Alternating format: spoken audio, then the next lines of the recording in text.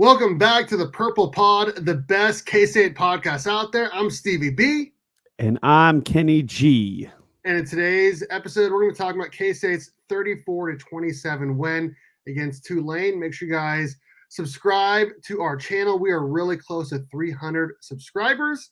K-State pulled out a second half road victory in New Orleans yesterday, again, 34-27 at Tulane. It wasn't pretty at all. But K-State does start the season 2-0. Kenny, I want to get your initial thoughts on the win yesterday. You and I actually watched it together with our families.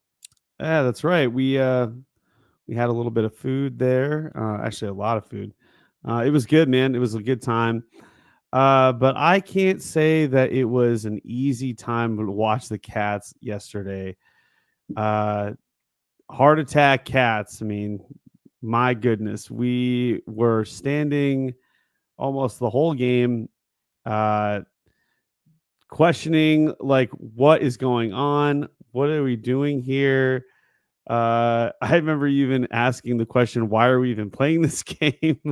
Yes, I did say that. It was a very difficult game to watch as a Cats fan. But at the end of the day, we did get the win. Even though it was it was a tough game to watch. It was a tough game to be a fan of, the Cats. But we ended up with a win, like I said, and that's all you can hope for to start the season off with a 2-0. Absolutely. Absolutely. We're going to get into some stats here in a minute. So my initial thoughts are actually a little bit more positive than I feel like a lot of K-State fans are. And I'm going to tell you why. K-State won the game. They won the game. They outscored Tulane 24-7 in the second half. They won a road game. We all know how difficult the road has been for K-State. K-State won a one-score game. K-State was 1-4 in one-score games a year ago. Tulane has won 10 or more games the last two seasons. I mean, all of that just tells me how difficult that game was, and K-State still found a way to win, despite the poor offensive play calls and execution, really, in the first half. A lot of defensive lapses, specifically in the secondary, the entire game. And somehow K-State found a way to win, which Notre Dame, I mean, they lost at home to Northern Illinois yesterday. We saw Oregon really struggle the first 2 weeks of the season. I think they beat Boise State by 3 points yesterday. They barely beat Idaho a week ago. It's pretty difficult to win right now in college football. I mean, Oklahoma barely beat a terrible, and I mean absolutely terrible, Houston team. Alabama struggled with South Florida. It's really difficult right now to win football games. It feels like only Texas and Georgia have looked dominant. Everyone else has really looked pretty mediocre. And so for K-State to start the season 2-0, I'm still pretty happy, considering I know K-State can play a lot better than it did yesterday throughout basically the entire game. Offense, defense, and special teams. It felt like at certain times really did not play well. And somehow K-State found a way to win. So I'm pretty happy about that. Do I feel like we need to reevaluate the season expectations? I don't know. That is something you and I discussed yesterday, and maybe we'll get into it today. I don't know. But I do know K-State won the game, and that's all that matters. So, Yeah. I kind of I sort of agree with what you're saying. I mean, I think the biggest thing is what a lot of fans uh, are saying is that in the preseason there was a ton of hype, like a whole lot of hype, and the first game you could say, oh well, you know, first game jitters, early season jitters. I mean, it is what it is. But when and in the second game, it was a lot of the same mistakes that we had saw in the first game, and but it was against a better team where they exposed our issues from the first game. So now it's more of like, well, do we still use the excuse of early season jitters, or is there a serious problem here in these areas that you were concerned about, or can the Cats actually uh, fix these issues quickly? And they're going to need to fix them quickly because the season doesn't slow down. We got a game on Friday, and then games Saturday after that, and then we have a bye week kind of in the middle of the season. So maybe there's a little bit of room for improvement during that week, but historically, Chris Kleiman's not been very good after the bye week. So it's just one of them things where, like, last season we came out swinging and we swung hard and we knocked these teams in the face, and we looked amazing. And to be fair, we were a great team last year. With all said and done, like we looked like a really, really good team last year. And so going from that to this year, there was just so much more hype because we knew how much more talented Avery was, like just raw talent he was, and how much more he could provide for us. And so when we see a lot of failures on the offense, and then we see some failures on the defense, after we saw an amazing performance from the defense the week before, you and I were looking at each other like, what is going on here? Like, what has happened to the Cats? And I'm not saying that I'm showing up with a pessimistic view. It's more of like a cautionary view. And when I say reevaluate the team expectations, I think we needed to pull back a little bit of the hype that we had put on ourselves and maybe put a little bit more realistic view of the Cats.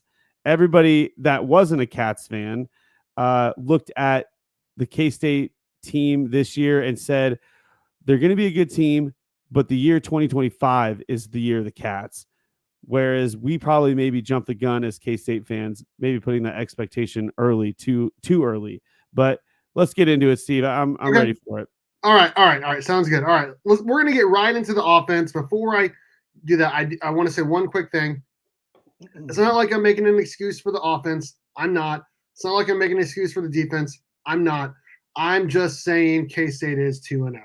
And 2 years ago, K-State won the Big 12. I want to throw out some numbers here for you. Are you ready? Yeah. First game of the season, Adrian Martinez passed for 53 yards. That's it. That's how many yards he passed for in K-State's 34-0 win. The next week, K-State beat Missouri 40-12. He passed for 101 yards. K-State won that game. They were 2-0. The next week, K-State lost to Tulane. He passed for 150 yards. K-State lost again. What I'm trying to say is Avery Johnson has played a lot better than that, specifically, obviously, throwing the ball than Martinez did. And somehow K-State ended up winning the Big 12 later in the year. Yes, they changed quarterbacks, but Avery Johnson, I feel like, has a ton of upside, and we've only seen just glimpses of it. This is his third overall start at quarterback, and new offensive coordinator. He's just starting, obviously. There's just a lot that, there's a lot of kinks that need worked out, and I feel like possibly this next week when K-State plays Arizona, hopefully those get fixed. Let's get right into these stats. Well, just to piggyback right off of that really quickly, don't get me wrong. I'm not saying that the upside to Avery Johnson isn't a great upside. I'm not saying that at all. What I'm saying is overall the team, because at the end of the day, it is a team game. The team expectations were way higher, I believe, in your mind and my mind, and as well as a lot of other fans. There's no doubt about it. We all know how talented Avery is. I mean, he's only 19 years old, and what he showed when he was 18 years old was absolutely incredible. So there's no doubt in my mind that he's got the skill. It's just, I guess it mainly falls on the coaching staff and making sure that these guys are actually ready. Because, when I see Avery Johnson, I think he's going to be great. I think greatness will be established with Avery's name. So I will say that I'd rather have a quarterback throw for 180 yards, have 40 rushing yards, 2 passing touchdowns, and a win than have 140 passing yards, 1 touchdown, 3 interceptions, and a fumble and lose. Not talking about anyone specific, but K-State is the only undefeated team in the state of Kansas. So I just wanted to put that out there. K-State is the only undefeated team in the state of Kansas. I'm glad you said that. Yes, had to mention that. Okay, getting right into the offense. We'll break down the defense after. Avery Johnson, 15 for 23, 181 yards, 2 touchdowns, a QBR of 75.5, about double what it was a week ago. Mm-hmm. K-State really lived on the ground, though. DJ Giddens, again, rushed for 100 yards. He had 19 carries for 114 yards. He also had some receiving yards. We'll get to that in a minute. Dylan Edwards only had 4 rushes for 54 yards and a touchdown. He really, really, really needs more touches. And I'm not saying we need to take away any touches from DJ. We got to figure out a way, though, to get him the ball more than what we're doing right now. Avery Johnson did have 8 carries for 40 yards. I'd say half of those were design runs. In fact, K-State lined up empty twice and ran that QB keeper. I noticed it, watching it on TV. It's the same play they ran against Texas Tech last year where he ran for a touchdown. It did not work against Tulane. If I've seen it, Tulane has seen it. Got to be more creative on the play calls. They just do. Keegan Johnson did have 1 carry for 8 yards. K-State really needs to do some more jet sweeps. I mean, they got 8 yards. Yeah. I think it was the only jet sweep the entire game. That's been K-State's bread and butter the last couple years.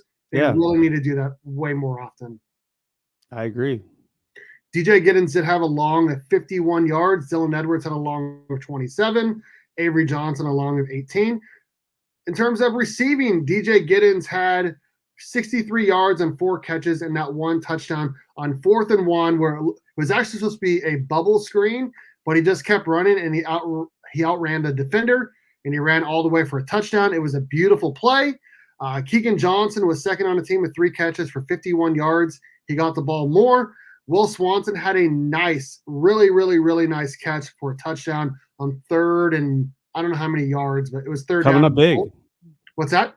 You said it was coming up big there. Absolutely coming up big. Jace Brown, Braden Lofton, Trey Spivey, Garrett Oakley, and Dylan Edwards were the rest of the receivers.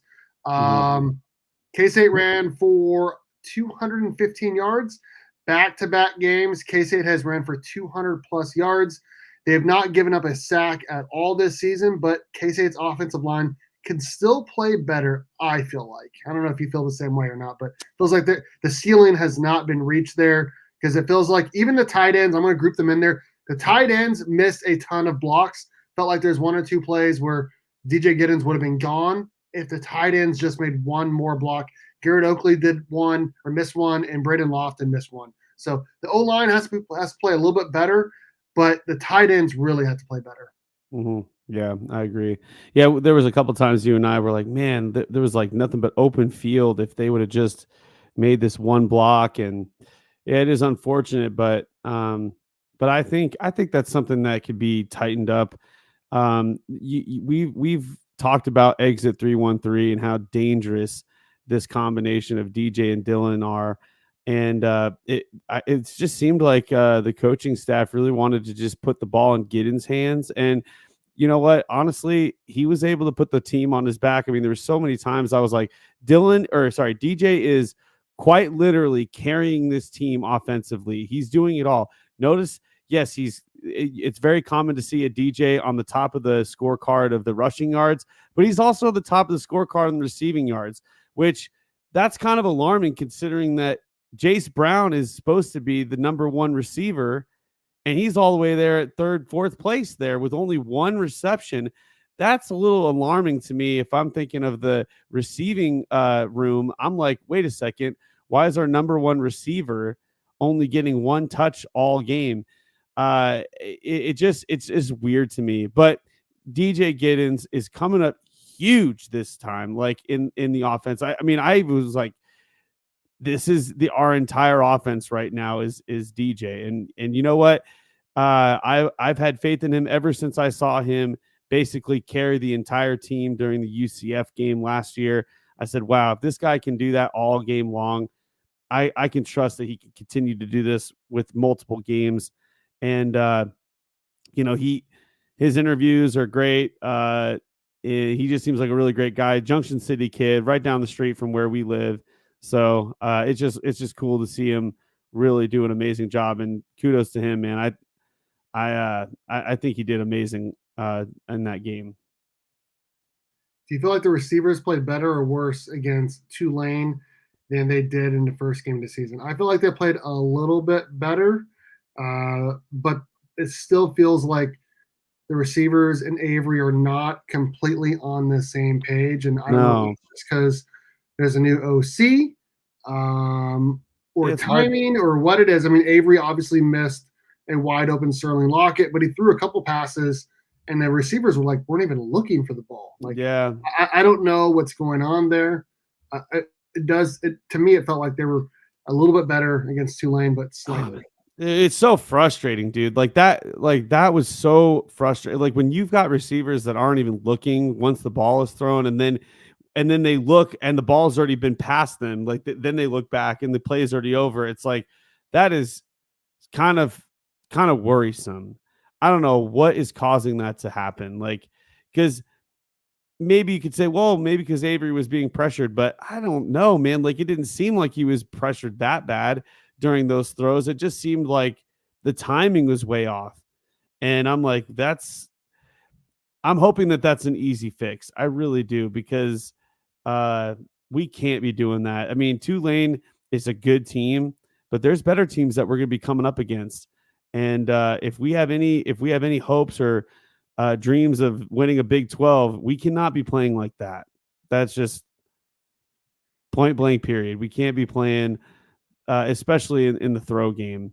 Our running game is great. I think we could tighten things up, like you said, with some blocks.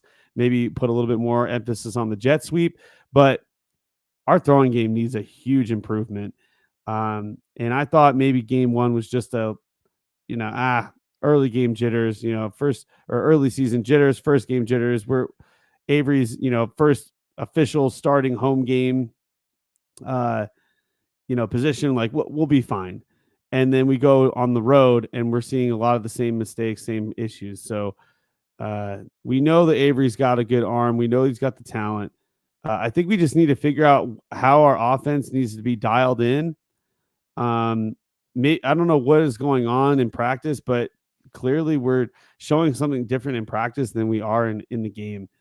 And we just need to figure out what that is. So I have a question for you. As we're talking specifically about the offense, if you were a K State football player, you're 2-0. The offense has scored 34 points in the first game, 7 on special teams. This past week, they scored 27 on offense, 7 on defense. So you've scored basically an average of 30 points per game. Do you feel like if you were a K State football player that like fans should be complaining about the offense? Like from one side, I say, man, like what are they complaining about? 30 points should be enough to win a football game. But also on the other side, I see K State was 2 for 10 on third down. They're 8 for 27 on the season on third down. There's really no rhythm. Like sometimes we're like, man, K State looks amazing. And sometimes like K State looks terrible on offense. So I see both sides. I still come back to the fact that I'm very happy K State is 2-0. That's the most important part. And yeah. K State still has like 2 or 3 more gears that they can go to on offense. And I feel like what you said about the jet sweeps and the run game needs to be featured more because it feels like each week, at least the last 2 weeks, that K State's receivers have really been holding the offense back. And if the receivers aren't the best, maybe lean on that run game, get more creative with the run game. Get some. I mean, I don't think we saw a single QB read the entire game, and that's not good. Like Avery Johnson needs to be unleashed, and they need to be, like I said, more creative with the play calling, specifically in the run game. If the receivers are not going to hold up their end of the bargain. Yeah, it's really hard to pinpoint what the issue is, and I'm not saying that I'm upset that we won. It's just when you have like these high expectations and you see these things, they're like, oh my gosh, a wide open Sterling Lockett. Oh my gosh, like these receivers are not even like turning ready for the ball. It's like, man, it comes across as more alarming than like, oh, like the defense just really, was tough. The defense was just all over us, and it's like that wasn't really the case. I think we were just making errors like all over the place offensively. That's just kind of how it felt like. It felt like K-State was like beating themselves almost. I feel like Um, I don't mean to cut you off there. no, I'm go sorry. ahead. I feel like if this was a road game at, let's say, TCU or Texas Tech or Baylor, and K State wins 34-27, it's a lot different. But because of the opponent, they're not a Big 12 team, they're a G5 team. I understand they've won, 10 games the last 2 years.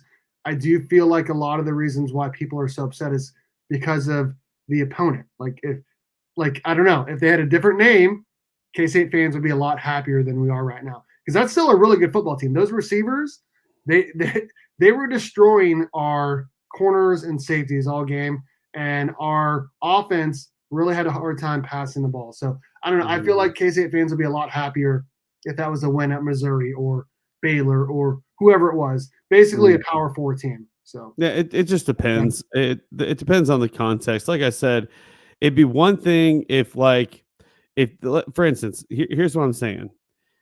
If Avery was like throwing the ball and the corners were like getting their hands in there and like batting them down, that's one thing you're like, okay, wow, this defense is tough. Like, we got to figure out something to break loose of these receivers. But when we're like throwing the ball and our receivers aren't even looking at the ball, like, or when Avery's overthrowing a wide open guy like that, those are like frustrating moments where you're like, oh my God, like this doesn't make us look good. It's almost more embarrassing. Like when a defense is playing good against you, it's not embarrassing. You're just playing a tough opponent. So the context is everything in that regard. That's all I'm getting at. Okay. Okay. Should we grade each offensive position and then get our cat of the game and then move on to the defense, or what do you want to do here? Yeah, I mean that's fine. All right. Quarterback. What are you giving Avery? I'll give him a B plus. I'll give him a B. He had 220 total yards, 2 touchdowns, no turnovers, no sacks. He gets a Yeah. maybe, I'll go B plus. I'll go B plus as well. Yeah. Running backs. I got to give it an A. This was quite literally what kept us in the game and was our pretty much our only threat on offense. So they get an A for me. Absolutely. A as well for me. As we're talking about the running backs before we get to the receivers and tight ends, what do you give the like I said, I give the running backs an A as well. What do you give the offensive line? I'm gonna go like B. I'll give him an A. I'll give him an A, like an A minus probably. I'll go B, because even though they didn't give up any sacks, they did have 200 rushing yards. I mean, that last drive they couldn't block anyone, and I know they're bringing the house. Um, and Yeah, I know the play calls that's weren't like the good, but that's like the only bad taste that's left in your mouth because the last drive we should have gotten a first down that would have yeah, like allowed us to run out the clock and have the ball in our hands and the game in our hands. But yeah, I think that was a mistake, just a minor mistake. We ended up winning at the end of it, but if the line would have been able to hold their own in the last possession of offense, we would have a different game that we're talking about. But yeah, I'm giving them a B. There was some penalties as well, some false starts and all of that, and yeah, yeah, really hindered some drives. So I'm going to give it a B. There is a lot of room for improvement on the offensive line, because I feel like it can be a lot better. Receivers and tight ends, C minus. I was gonna go C B. plus, but I'll maybe split the difference between you and me and just go with C. Just because like the tight ends miss a bunch of blocks. The receivers are not looking for the ball. They're not really even, feels like sometimes not even getting open Mm, against, again, a G5 team. So I don't know. yeah, You know. it's hard because DJ did well, so Mhm. it's just hard to But he's a consider running that. back. So But yeah, but he's a running back, yeah. So actually let's get to the defense and then we'll do our cat and dog of the game. okay, sounds good. So yeah, let's pull this up really quick. Team stats. Here we go. Alrighty. Just a little bit smaller. Okay. Trying to make this the right size. Okay.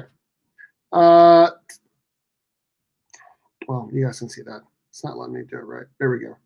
Okay. Tulane had 21 first downs, 5 of 13 on third down, 1 of 2 on fourth down, almost 500 total yards, which is pretty alarming, honestly. 342 passing yards. They did have an interception and a fumble as well. They did have 150 basically rushing yards. What did you think of the defense in this game?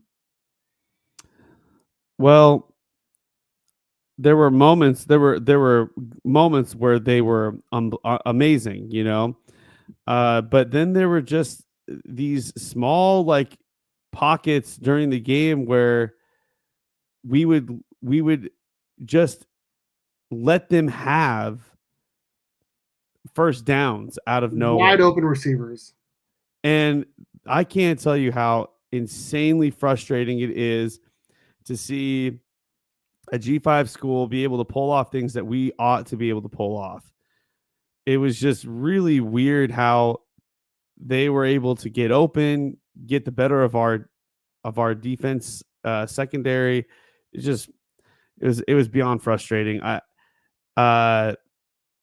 other than those few moments, but I mean, even Chris Kleiman mentioned it during his interview. He said the one really big issue that they have to work on is when they were in like that he said third and forever, and they just let them, 3rd and 19. 3rd yeah, and 19. and they just let them have the first down. It was like a 40-yard play. Man, that oh, God, it just hurts so much that like we allowed something like that to happen, and it didn't just happen once. Like there was like third and long many times in the game, and they were able to pull off a huge pass play. And for us on the other end, we weren't able to do any of those plays. For us, it was more of like a chipping away sort of offense. But I don't know. Like overall, the defense did did okay. We allowed way too many points, in my opinion. I think there was many times that you and I were like, "Where are the linebackers? What is going on here?" The secondary was like on different pages with each other. They weren't really making they weren't really making solid efforts in aligning what like their what their job was. There was like a guy like doing man, another guy doing zone or something, and like the miscommunication would just allow these guys to be just massively open, and so it's just really frustrating. But on the other end, we did make a really awesome uh, fumble and scoop and score moment that changed the whole game. Uh, it's just that's a really great thing. And then at the very end, of course, we got an interception. So uh, there are glimpses of like greatness in our defense, but I kind of miss the defense that we had on our first week. You know, that's just how I feel. I agree 100% with everything you said. I don't know what was going on with the safeties and corners and on a different page than the everyone else. Like I don't know how many busted coverages there were, but it felt like a lot. Um, I did feel like the defense almost cost K-State the game. Having said that, it also feels like the defense won the game, right? They had the deciding touchdown on the fumble recovery, the scoop and score. Um, they had a game sealing interception. So I don't know, man. Like I kind of go back and forth on like how bad the defense played. They did have 5 sacks in the game. Let's try to go back over here to the box score. Take a look at that. But I don't know, and like the defense played really, really bad, specifically in the first half, but they only gave up 7 points In the second half, Riley did lead the team in tackles, but man, he is getting beat really badly over the top. That one touchdown to their tight end, man, if I was playing a video game and I was playing a safety and I was over there and I didn't make the interception, I would have been mad. Like he has to make that play. Like he just has to. At He least got just beat at least get an arm up there to try to knock it something, down or man. something. Like he just, I don't know, man. Like I just don't know what's going on, man. I said it in week one. I was really worried about teams beating K-State over the top because of the safeties, and it happened, and it happened, and it happened again here and there. 3rd and 20, whatever it is, it happened way too often. The busted coverages happened way too often. It felt like a lot of times, like you said, some guys were running man, some guys were running zone. I don't know if Keenan Garber was supposed to guard that guy, but it felt like Garber's guy was open 2 or 3 times because he was running back to play middle safety. I don't know what was called, but it felt like that was his guy who's supposed to be guarding. I'll just say that. Yeah. VJ Payne was third on the team in tackles, and he had the game sealing interception, which was nice to see because it really felt like the other team was picking on him throughout most of the game. We let's talk about it. What did you think of the offensive pass interference? All the Tulane fans and a lot of college football fans are upset about it. Personally, but I feel like it was a good call. Of course, I'm going to say that. If it happened against K-State, I'd be upset about it. So it feels like a 50-50 call, but I'm glad it went K-State's way. I'm really glad K-State decided on the next play, let's just end the game with an interception. So what did you feel? How did you feel about it? Well, here's what I'll have to say about the controversial call. In case you guys didn't remember, there was a call that was made earlier in that game where it went Tulane's way. And so I just consider that a wash. Like all you Tulane fans out there, if you happen to be watching the Purple Pod, which I don't know why you would be, but if you are watching the Purple Pod, you need to maybe check yourself a little bit because you most definitely dropped that damn ball before you were down. And that would have been a K-State recovery on like the 20-yard line. Yeah, inside the red zone. Inside the red. Yeah. You guys just need to shut up about the controversial offensive pass interference. Like you had a bone thrown at you earlier in the game, like earlier in that same quarter. So just shut up. Deal with the call. The calls go, they go both ways. They're good for you and then they're bad for you. And just that's the way the football is. You know, I'm pretty sure. Like, hey, you think the offensive interference was a bad call? Why don't you go talk to the Baltimore Ravens? All right, go ask them about that about that call at the end of the Chiefs game. So just shut your mouth. This is football. It's not, the game is not won or lost on one call. The game is won and lost throughout the whole game. So like I hate it when people are like this. They're like when we lost against the Longhorns last year, and we're like, oh, it all came down to that one play when we going for 2 or whatever. It's like, no, it wasn't about that, or going for the whatever. It wasn't going forward on 4th down instead of kicking the field goal. Yeah. That was not what won the game or lost the game for us. It was the whole game. So that just pisses me off. Like, did you catch the Tulane coach's post game remarks blaming the Big 12 officials for the loss? That is amazing. I did see that. Yes, I did. Again, that just that goes to my next point of there was a call that was made in Tulane's favor earlier in that possession. So it just pisses me off that they don't even recognize the amount of positive calls that went their way, right, that could have gone the other way, and they would have probably been talking about that call.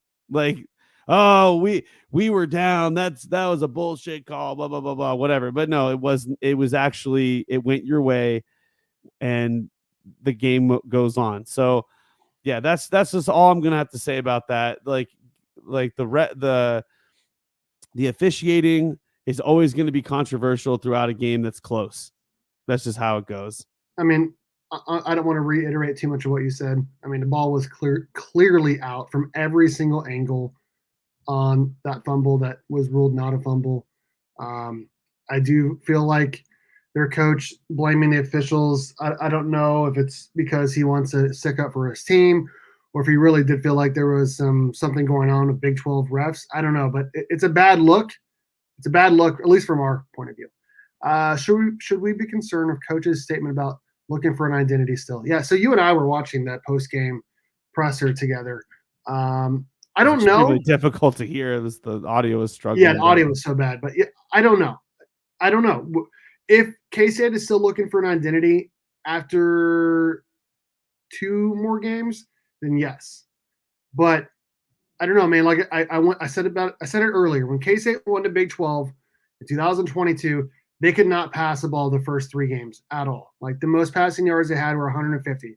Before that, 100. Before that, 50. Like they could not pass the ball. And then, how did K-State end up winning the Big 12? It's because they could pass the ball later in the season. Now they did switch quarterbacks, but a lot of this is what we're talking about earlier with the offense. When we're talking about that is new OC, Avery's third start, receivers really not being good at all this season. There's a lot that goes into it, but I am not concerned. yeah, well, I mean, I think they're saying the identity thing. I think they very much well know their identity. I think they're trying to make it seem like they don't know. As the games keep going, I think but just naturally the Cats are going to develop an identity just by Right, just by playing the games. We're going to see what works, like what our team actually uh, like what is successful for our team, and I think we've already seen what is successful for our team. Uh, but again, we just have to keep. I mean, you want to keep trying new things and you want to keep experimenting, of course, but to an extent, you can't let go of your bread and butter, like Steve was saying earlier. We ran the jet sweep once and it was super successful. Why are we not running it more than once? We have very, very fast and talented people on our offense. Players are able to cut really well, and just get really physical when they have the ball. They're able to fall forward every time. That's what I praise DJ about all the time, is that he always falls mm-hmm. forward and gets you that extra like yard or two that you need. And it's just like when you have that in your arsenal, you should cater towards that. Now, of course, yeah, like that's gonna that's going to tip off a lot of the other teams' defenses. Like, well, they're going to be running the game. They're going to be running pretty much like 80% of the time. But Right, again, I think, hey, if you know it's coming and you can't stop it, well, keep going. Like that's just right. how I see it. I agree. I agree. Okay, let's get into our game grades for each position. And then we'll do a cat and dog of the game, and then look around the Big 12. Okay, defensive line. You start off. You start off. Defensive line C, and here's what I want to say is C, because the other team had 150 rushing yards, and it felt like we had to bring the blitz to really get to the quarterback. The defensive line really wasn't getting there by themselves. So I'm going to go C, and that's a little frustrating considering I gave them like an A or an A plus in game one. So the Tulane's offensive line was significantly better than UT Martin. Still, I'm going to give them a C for this game. Yeah, I would. I wasn't too hype on them because we didn't really see a lot of what we saw in terms of pressure. Right. I mean, they did end up getting some sacks, but those weren't by the D line. So, Yep. Yep. Linebackers. I'm going to give them C plus. Des Purnell was like almost nowhere to be found. I don't. I mean, where is he at on this list? Like, how far down is he? I mean, shoot, one tackle. He had one tackle, dude. Like that is not good.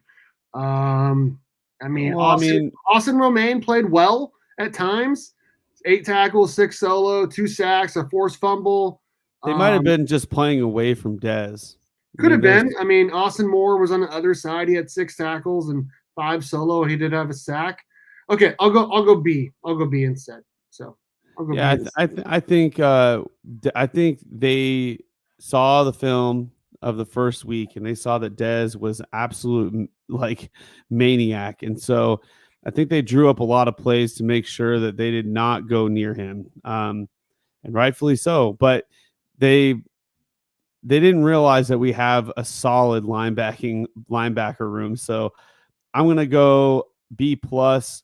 Uh, it felt like the linebackers were kind of the only shining star of the defense, other than my boy Parrish. Parrish, I mean, he's not getting the player of the game, but it feels like he should. Like he gave up one pass the Yeah, entire game. One. yeah, and it was like It was it was he yeah. was on him though. Like it Yes. wasn't like the guy caught it and had some yards after a catch. Like he caught it and he was down right Yep. when he caught it, and it was a good move. I'll give him that. I'll give the receiver. It was a pretty sick maneuver, but Parrish was all over him. Yep. And not to mention, but he was all over the guy that number 87, their tight end that Oh man, almost got a touchdown, but Parrish was like literally just in his way the whole time. he was. Couldn't even get a clear view of the ball, and that almost resulted in a touchdown. But Parrish just doing Parrish things, man. He just was in the way of a lot of these receivers, and on top of that, he was also making really good reads. I remember there was one tackle like out in the open that if the receiver would have beat him, that would have been like a first down, and Parrish was right there to he got the read in the flat. It was just one on one, and every So, time I've seen that, he just always is able to capitalize on when it's just him and the receiver or whatever. He's able to make the tackle, make the play. Kenny G definitely has a man crush on Jacob Parrish. Jacob Parrish is my boy, man. I got to back him up, man. I got to All back right. him up. Secondary. What is your grade? Here's what I'm going to say. Jacob Oof, Parrish gets an A from me. Everyone else gets a D, it's a D and for me. it's they were terrible. They got beat over the top many times. All of them, all the safeties, Miscommunication, not being on the same miscommunication. I mean, page. they're just terrible. And Jacob Parrish gets an A, but everyone else gets a D. Yeah, it's so frustrating. It's like, how are we not on the same page here? Who needs to be the one that is the lead? Because we knew who the leader was last year. It's Kobe Savage. Yeah.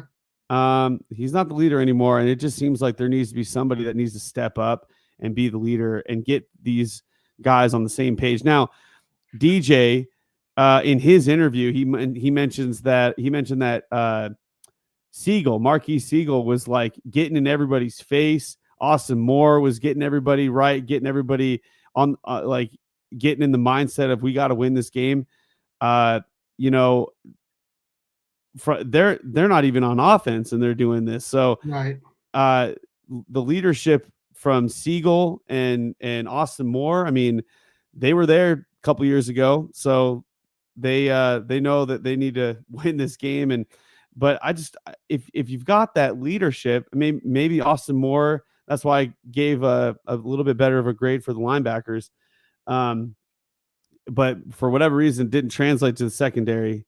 No, it They did really not. need to sure, get hype, get your mind right, but figure out what your job is and make sure you're making the right calls and and be on the same page. Yep.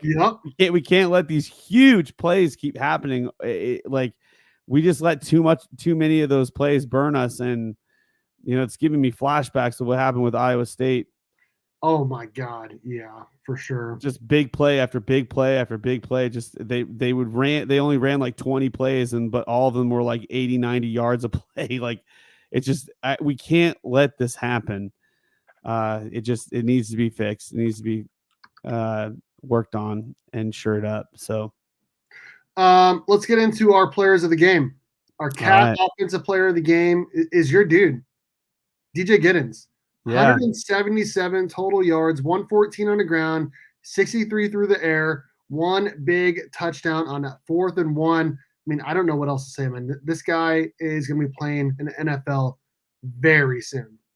Yeah, man. I mean, as great as Deuce Vaughn was, and I don't want to take anything away from him because he was such a explosive, like fun player to watch. I just feel like DJ is so consistent. I mean, he's just a workhorse and he's super humble. I love this kid. I think he's amazing. And I agree with you 100%, man. He is definitely going to be playing on Sundays for sure. Absolutely, absolutely. And he's got his second consecutive cat of the game. I think he's only behind Darren Sproles in terms of consecutive 100-yard games. He has like 6 or 7 at this point. I think Darren Sproles had like 8 or 9. He's getting close, man. He really is, and hopefully he keeps doing it this next week. Mm-hmm. Moving on to defense, our dog of the game. The defensive player of the game is Austin Romaine. 8 tackles, 2 sacks, and the 1 forced fumble, which was picked up by Jack Fabris and ran back for a touchdown. He was second on the team in tackles overall. He's really gotten a lot better just since a year ago when he was a true freshman playing at K-State. I mean, him and Avery are both, 19 years old and starters for K-State. So he is our dog of the game, defensive player of the game. Yeah, I think this was kind of a surprise, but a pleasant surprise. It's good to see this guy kind of step into this role, and this would have been Jake Clifton, but since he left, a huge huge shoes to fill here. But I think he's doing an amazing job. I think he actually played really well. Like I said, the linebacker room this week, this last Saturday was basically the shining, light on for the defense. I mean, it was quite literally the best thing about our defense, Yep. which needs a lot of work, but this was the best part about it, and he definitely leading the stats off of that for sure. Yep. Absolutely. Absolutely. Let's take a look around the Big 12 before we get out of here. All right. SMU hosted BYU on Friday. They led, I think, 9. No, BYU led 7-0, but they did take a lead. BYU ended up winning the game 18-15. I called SMU to win. You had BYU winning. This is a good win for the Big 12 against a now, I guess, ACC team. Yeah, I'm actually. I knew that SMU was a good team and they're at home, but I just felt like BYU might actually. This is like one of those ones where they might pull up a shocker win, and everybody had SMU winning. Everyone did. So, absolutely. Okay, we talked about it earlier. We're both very happy K-State won the game. We both picked K-State to win a lot more than they did. They were 10-point favorites. They ended up winning by 7 on a somewhat controversial OPI. But K-State gets the win and is 2-0, and it's got a big, huge matchup this week against Arizona. Can't wait for that. Dude, I cannot wait. I cannot wait. Utah, 23-12 win. Their quarterback did get hurt, Cam Rising. He's been there for like ever. They said it wasn't too serious, but he did not play in the second half. And guess what happened? 0 points. That's alarming. That is alarming for them. They still look like the best team. But if Cam Rising is not playing, I'm not sure that they are the favorite in the Big 12 anymore. We'll see what happens. But that's a nice win against Baylor, who's we weren't quite sure what we're going to get out of them this year, if they were still going to be bad or they're going to go back to being good. I don't know, but it's a 2-score win. So. It's tough to pinpoint how good Baylor is, but a lot of people have said beforehand that Utah is arguably has the best defense in the Big 12, and guys like Pete Mundo have said that UCF they have the best offense in the Big 12. Just projecting projection wise. And so Utah showing their defense is quite strong. I mean, only I don't know, was that a just all field goals? Looks like for Baylor. No, Baylor got a touchdown where they broke like 5 tackles. The receiver Okay, that did. So I think didn't watch the game, so I they don't had to know. have gone for 2 because I did see the highlight where it was a touchdown for Baylor. Okay.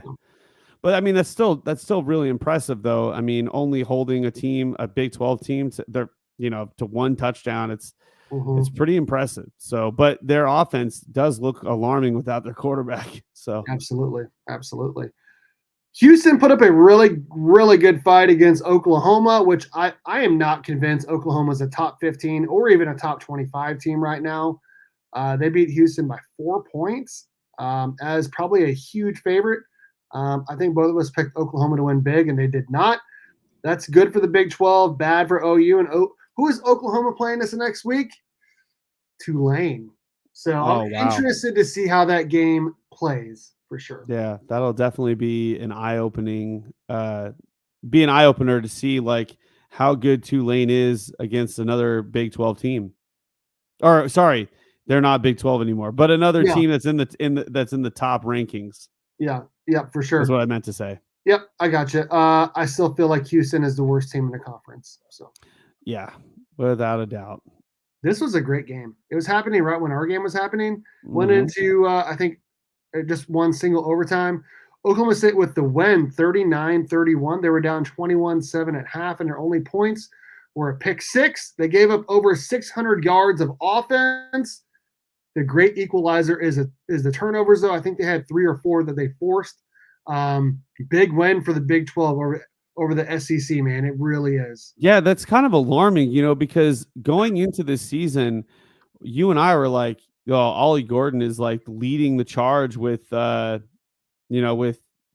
being a Heisman candidate. Like his stats were unbelievable last year, but he did not do anything as far as on the ground with his legs. I mean, he did some stuff, but it was like nothing like blow your mind or anything like that. It would just seem like all the stuff that all the things that Oklahoma State did right was in their defense. Like it wasn't it was I didn't watch the game because we were watching K-State. So I don't know if it was Oklahoma State's defense just being insanely like talented, or was it Arkansas just making horrible mistakes? They had 3 turnovers, 2 fumbles, and an interception. Right, but were those turnovers mistakes by Arkansas, or was it Oklahoma State just bringing the house and just making really good defensive calls during when they needed to? So I'm not 100% for sure, but great win for the Big 12. It's we were hoping that the Okies would definitely win. So Pokes come out with a win. We got an Arkansas fan commenting here. We join Auburn, Florida, Kentucky, and Mississippi State in the loss column. Shake my head. Yes, you do. And there's another game coming up here we're going to talk about that's a Big 12 team against the SEC and the Big 12 did win. So the very next comment, he did say that it was more Arkansas making mistakes versus Oklahoma State being. Sure. But, I mean, when you have 48 yards of offense, 416 yards passing, that should be enough to win a game. Stats wise, that's amazing. That's insane. Yeah. But Oklahoma State found a way to win, man. Yeah, found a way to win. It's quite amazing to see that, but sorry for Pig Pen. Thanks for joining us, by the way. Pig Suey. Both of us picked this. Illinois with the big dub at home, 23-17 against number 19 KU. I was pretty happy to see this. You and I were watching it at different places. We were texting each other. I was very happy to see KU lose this game, and their quarterback JD6, Jalen Daniels, had 4 turnovers in the game. I was happy to see that. It's so amazing. A lot of people are picking KU here. I mean, everybody was picking KU to win here, but you and I, staying true to our beliefs, staying true to our our principles that we have set forth in our mind, we have to bet against case about Kansas because it's just it just needs to be done. It It just just needs to be does. done. I was And happy to see it, I've never been a bigger Illinois fan in my life. for I'll sure. say that. I'll say For that. sure. For sure. Arizona sneaks by Northern Arizona. They were losing 10-6 at halftime. They have not played well, I feel like, at all this season. I mean, we can talk all about K-State we want. K-State has looked better than Arizona has. I mean, their defense gave Mhm, up 40 to New Mexico last week. They're losing this week to Northern Arizona at home. Both of those games are at home. mhm. It's going to be a big game this coming Friday, but that's not a good look. I feel like a lot of Arizona fans are probably pretty upset right now. I'm probably going to be expecting a loss against K State this week. So Yeah, you know what, Steve? I have this theory. let's hear it. Since the NIL was introduced and the portal was introduced, do you think that these players are just like they're just in it for the bag right now? They're like, Dude, they might be. It's a and job for them now, right?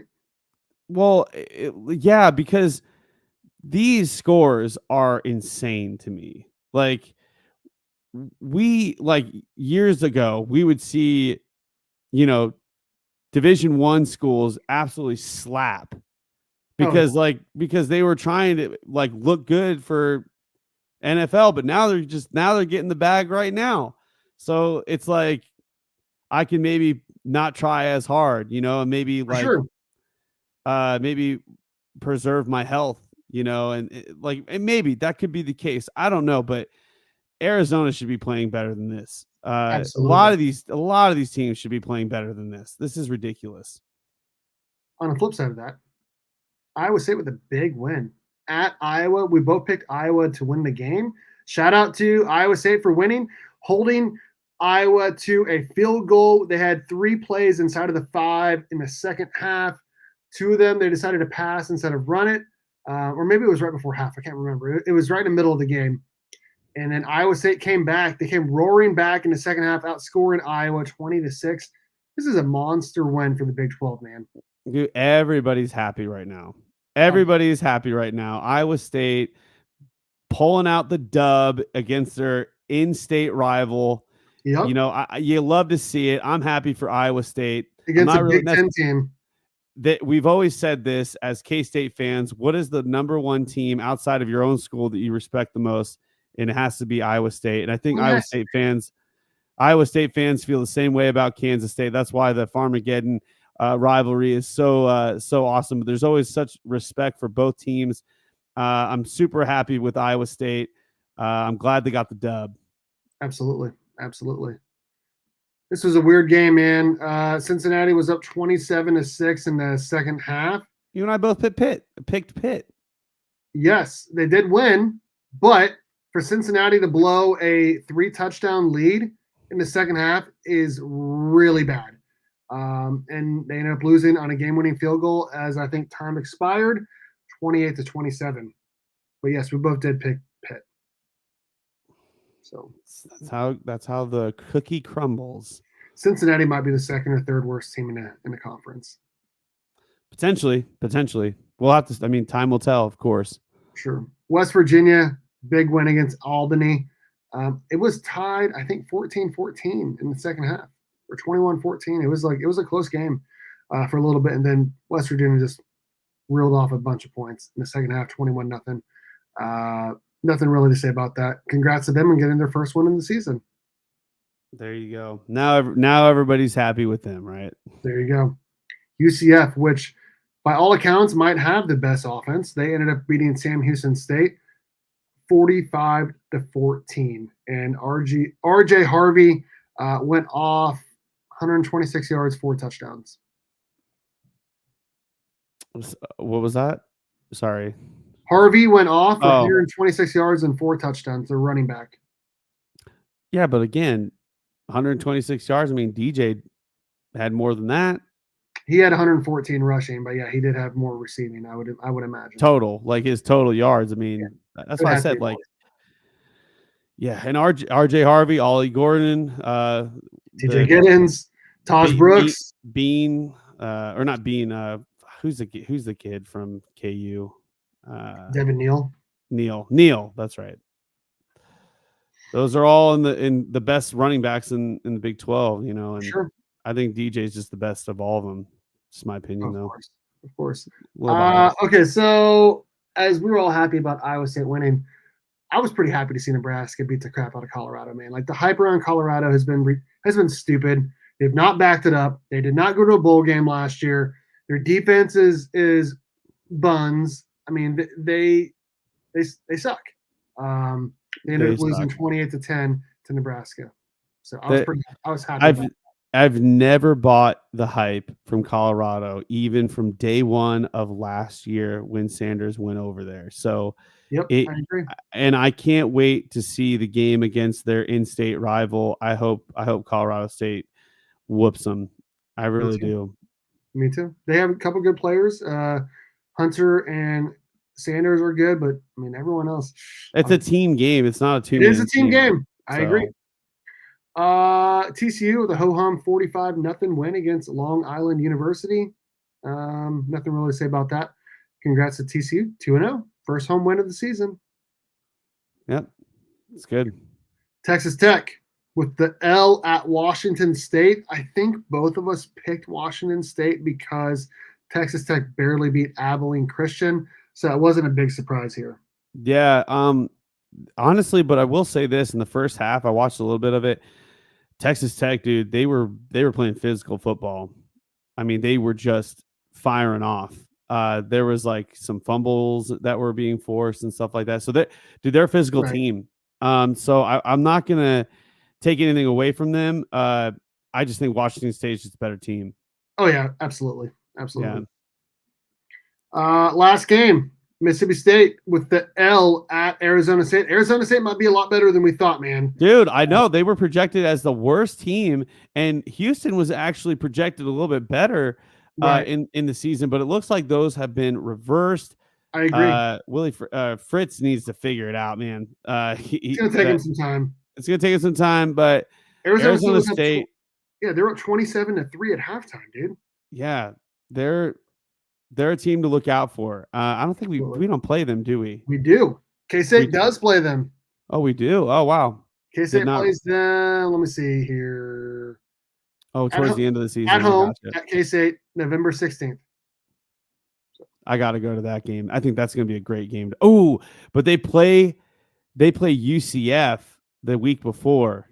That's going to be crazy. They're playing against two back-to-back really good teams. So, I'm going to pull that back up really quickly because their schedule, yikes for them, man. The back half of their schedule looked crazy.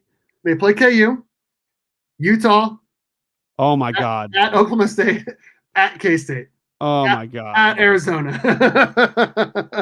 They've got a crazy back half of the schedule. And their away games are insane. Those three right there. And then UCF right in the middle. I didn't even say that.